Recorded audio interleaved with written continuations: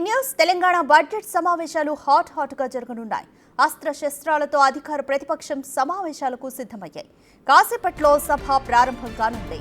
ఉభయ సభలను ఉద్దేశించి గవర్నర్ జిష్ణుదేవ్ వర్మ ప్రసంగిస్తారు. ఆ తర్వాత సభ వాయిదా పడనుంది. అనంతరం అసెంబ్లీ హాల్లో బీఏసీ సమావేశం ఉంటుంది. సమావేశాలు ఎన్ని రోజులు నిర్వహించాలన్న దానిపై చర్చించి నిర్ణయం తీసుకునే ఛాన్స్ ఉంది.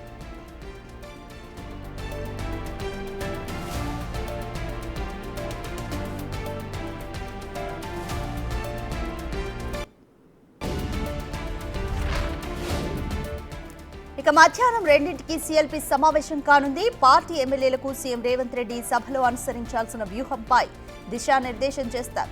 ప్రతిపక్షాల ఆరోపణలకు స్ట్రాంగ్ కౌంటర్ ఇచ్చే వ్యూహంపై చర్చిస్తారు.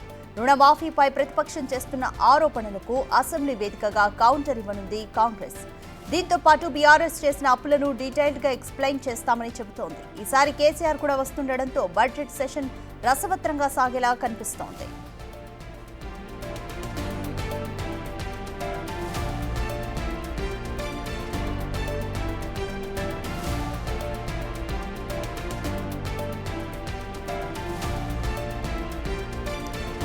ఈరోజు తెలంగాణ బడ్జెట్ సమావేశాలు ప్రారంభం కానున్నాయి. అయితే ఈ సమావేశాలు హాట్గా జరగనున్నాయి. అస్త్ర శస్త్రాలతో అధికార ప్రతిపక్షాలు సమావేశాలకు సిద్ధమయ్యాయి. ఇక కాసేపట్లో సభ ప్రారంభం కానుంది. అయితే ఉభయ సభలను ఉద్దేశించి గవర్నర్ జిష్ణుదేవ్ వర్మ ప్రసంగిస్తారు. గవర్నర్ ప్రసంగం అనంతరం సభ వాయిదా పడనుంది. అనంతరం అసెంబ్లీ హాల్లో బీఏసీ సమావేశం ఉంటుంది. ఇందులో సమావేశాలు ఎన్ని రోజులు నిర్వహించాలన్న దానిపై చర్చించి నిర్ణయం తీసుకునే ఛాన్స్ ఉంటుంది. ఇక మధ్యాహ్నం 2ంటికి సీఎల్పీ సమావేశం కానుంది. పార్టీ ఎమ్మెల్యేలకు సీఎం రేవంత్ రెడ్డి సభలో అనుసరించాల్సిన వ్యూహంపై డైరెక్షన్స్ ఇస్తారు. అలాగే ప్రతిపక్షాల ఆరోపణలకు స్ట్రాంగ్ గా కౌంటర్ ఇచ్చే వ్యూహంపైన కూడా చర్చించనున్నారు. ముఖ్యంగా రుణమాఫీపై ప్రతిపక్షం చేస్తున్న ఆరోపణలకు అసెంబ్లీ వేదికగా కాంగ్రెస్ కౌంటర్ ఇవ్వనుంది.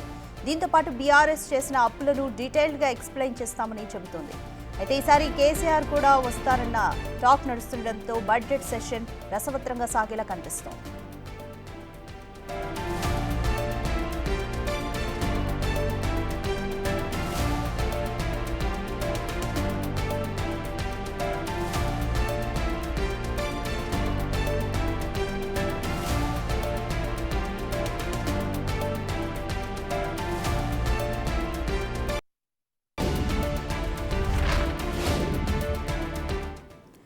మోర్ డీటెయిల్స్ మా input editor Pavan Kumar live లో అందిస్తారు.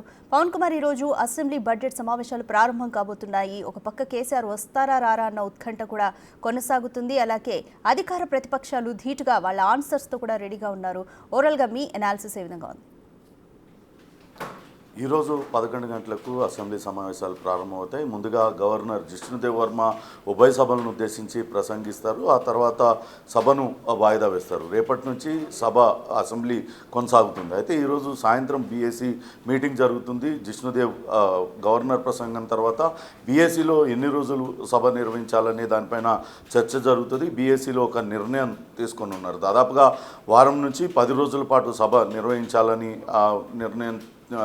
నిర్ణయించే అవకాశం అయితే కనపడుతుంది. అయితే ఇప్పటికే అటు ప్రతిపక్షం అధికార పక్షం రెండూ కూడా ఈ సభలో ఏ రకంగా వ్యవహరించాలనే దానిపైన ప్రతివ్యూహాలు రచించారు. నిన్న బీఆర్ఎస్ ఎల్పీ సమావేశం కూడా జరిగింది. అటు బీఆర్ఎస్ అధినేత కేసీఆర్ తెలంగాణ భవన్లో నేతలకు ఎమ్మెల్యేలకు దిశానిర్దేశం చేశారు.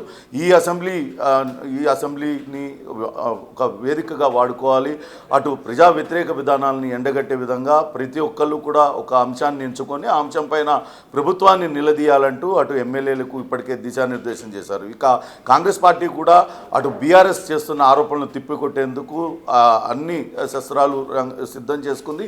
ఇప్పటికే అటు BRS social media Congress party చేస్తున్న సంక్షేమ పథకాలపైన బయట వేరే రకంగా ప్రచారం చేస్తుంది. అసలు ఎక్కడ కూడా సంక్షేమ పథకాలు అమలు కావడం లేదనే విధంగా ప్రచారం చేస్తుంది. అసెంబ్లీ వేదికగా దాన్నంతా కూడా తిప్పికొట్టేందుకు కాంగ్రెస్ పార్టీ వ్యూహాన్ని రచిస్తుంది. గడిచిన ఏడాదిలో కాంగ్రెస్ పార్టీ అమలు చేసిన సంక్షేమ పథకాలు వాటికి ఖర్చు పెట్టిన అన్ని కూడా గణాంకాలతో సహా ప్రజల ముందుంచేందుకు అసెంబ్లీని వేదికగా ఉపయోగించుకోవాలంటూ కాంగ్రెస్ పార్టీ కూడా నిర్ణయం తీసుకుంది. మరోపక్క అప్పులపైన కూడా అటు బీఆర్ఎస్ పెద్ద ఎత్తున ఆరోపణలు చేస్తుంది.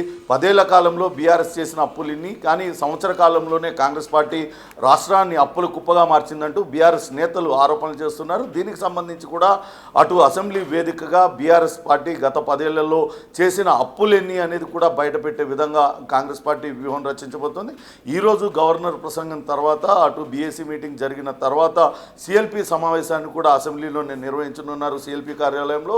అటు రేపటి నుంచి సభలో అనుసరించాల్సిన వ్యూహం పైన అటు ఎమ్మెల్యేలకు మంత్రులకు ముఖ్యమంత్రి రేవంత్ రెడ్డి దిశానిర్దేశం చేయనున్నారు. ఇప్పటికే కాంగ్రెస్ పార్టీ చాలా ప్రతిష్టాత్మకంగా అటు బీసీ కులగణనను చేపట్టింది. కులగణన పైన కూడా అటు బీఆర్ఎస్ సహా బీజేపీ పార్టీలు రకరకాల విమర్శలు చేస్తున్న నేపథ్యంలో ఏ రకంగా కులగణన జరిగింది, దానిపైన ఎంత పారదర్శకంగా జరిగింది, దానిపైన పూర్తి స్థాయిలో వివరించిన తర్వాత రేపు అసెంబ్లీలో దాన్ని కూడా ఆమోదం తెలుపుకునే విధంగా అటు కాంగ్రెస్ పార్టీ తన వ్యూహాలను రచిస్తుంది. ఎక్కడికక్కడ బీఆర్ఎస్ సభ్యులు అటు కాంగ్రెస్ పార్టీ ఈ ప్రజా వ్యతిరేక విధానాలకు పాల్పడుతుందంటూ వాళ్ళు చేస్తున్న ఆరోపణలను అటు అసెంబ్లీ వేదికగానే తిప్పికొట్టి కాంగ్రెస్ పార్టీ ఈ సంవత్సర కాలంలో అమలు చేసిన సంక్షేమ పథకాలు వాటికి పెట్టిన ఖర్చు పూర్తి వివరాలను కూడా అసెంబ్లీ వేదికగానే ప్రజలందరికీ కూడా వివరించేందుకు కూడా కాంగ్రెస్ పార్టీ సిద్ధమవుతున్న పరిస్థితి ఉంది. మరి కాసేపట్లోనే అటు అసెంబ్లీకి బీఆర్ఎస్ అధినేత కేసీఆర్ రానున్నారు. ఈరోజు గవర్నర్ ప్రసంగం సందర్భంగా ఆయన ఈ గవర్నర్ ప్రసంగానికి హాజరవుతారు. రేపటి నుంచి మిగతా ఎమ్మెల్యేలందరూ కూడా తప్పకుండా హాజరు కావాలి. గతంలో మంత్రులుగా పనిచేసిన వాళ్ళు ఆయా శాఖల్లో జరుగుతున్న అవకతవకలు కావచ్చు, లేకుంటే ఆయా శాఖల మీద ఏదైనా ఆరోపణలు ఉంటే దానిపైన మీరు ప్రస్తావించాలి. పూర్తి స్థాయిలో సిద్ధమై రెండంటూ కేసీఆర్ ఇప్పటికే ఆయన ఎమ్మెల్యేలకు కూడా దిశానిర్దేశం చేసిన పరిస్థితి ఉంది. ఈరోజు మరి కాసేపట్లోనే కేసీఆర్ అసెంబ్లీకి వస్తారు. ఆయన కాసేపు బీఆర్ఎస్ ఎల్పీ సమావేశం అక్కడే నిర్వహించుకున్న తర్వాత శాసనసభలోకి వెళ్ళే అవకాశాలు అయితే కనపడుతున్నాయి. రాధిక, రైట్. పవన్ కుమార్, ఒకవేళ కేసీఆర్ అటెండ్ అవుతే గవర్నర్ ప్రసంగం తర్వాత గతంలో లాగా వెనుదిరిగే ఛాన్స్ ఉందా? ఏ విధంగా ఉండబోతుందని పార్టీ వర్గాలు అయితే చెబుతున్నాయి. అలాగే ఈ అసెంబ్లీ సమావేశాలు ఈ నెలాఖరు వరకు జరుగుతాయా? బీఏసీలో ఏ నిర్ణయం తీసుకోబోతున్నారనుకోవచ్చు? అయితే బీఏసీ సమావేశంలో అసెంబ్లీ ఎన్ని రోజులు నిర్వహించాలనే దానిపైన చర్చ జరుగుతుంది. అంటే మనకి తాజాగా అందుతున్న సమాచారం మేరకు మాత్రం 2 వారాల పాటు 2 వారాల లోపు అటు అసెంబ్లీ సమావేశాలు నిర్వహించుకోవాలని భావిస్తున్నారని తెలుసు. అటు పీసీ కులగణనకు చట్టబద్ధత తీసుకురావడం, ఇక్కడ సభలో ఆమోదం తెలిపి దాని కేంద్రాన్ని పంపించడం, ఇతర బిల్లుల ఆమోదం కూడా చేసుకోవాలి. అట్లనే అనేక అంశాలపైన చర్చించే అవకాశం కూడా కనపడుతుంది. అటు బీఆర్ఎస్ నేతలు కూడా రకరకాల ఇష్యూలను లేవనెత్తుతూ వాటికి చర్చకు పట్టుబట్టే అవకాశం కనపడుతుంది. ఇప్పటికే ముఖ్యమంత్రి రేవంత్ రెడ్డి చాలా స్పష్టంగా చెప్పారు, ఎవరిని కూడా సభ నుంచి సస్పెండ్ చేయలేదు, వాళ్లకు తగినంత సమయం ఇస్తున్నాం.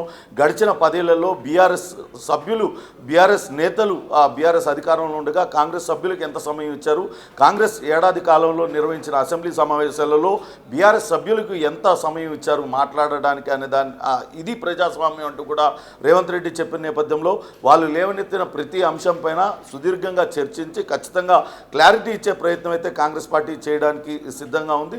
చూడాలి. అటు బీఆర్ఎస్ అధినేత కేసీఆర్ మాత్రం ఈరోజు గవర్నర్ ప్రసంగం సందర్భంగా హాజరవుతారు. ఆ తర్వాత ఆయన హాజరయ్యే అవకాశాలు అయితే లేవని పార్టీ వర్గాలే చెప్తూ ఉన్నాయి.